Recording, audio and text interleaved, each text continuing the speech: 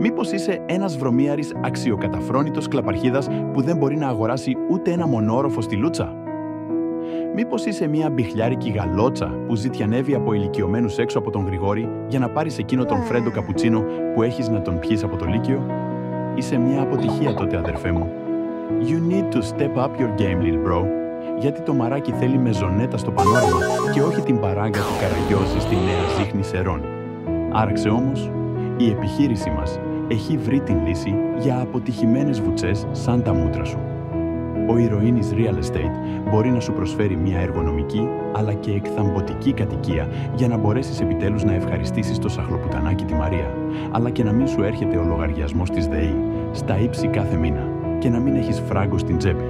Γιατί κακά τα ψέματα λογικά, η καλύτερη δουλειά που μπορεί να έχει ένας σπασοχλαμπάνιας αποτυχίας σαν τα μούτρα σου, μάλλον θα ήταν να κόβει γύρους στον Ζερβό. Ο CEO Ηρωίνης έχει ξοδέψει πολλά χρόνια δουλειάς και dedication για να μπορέσει να προσφέρει σε εσένα, την άχρηστη μποχλάδο, ένα τέτοιο παλατάκι.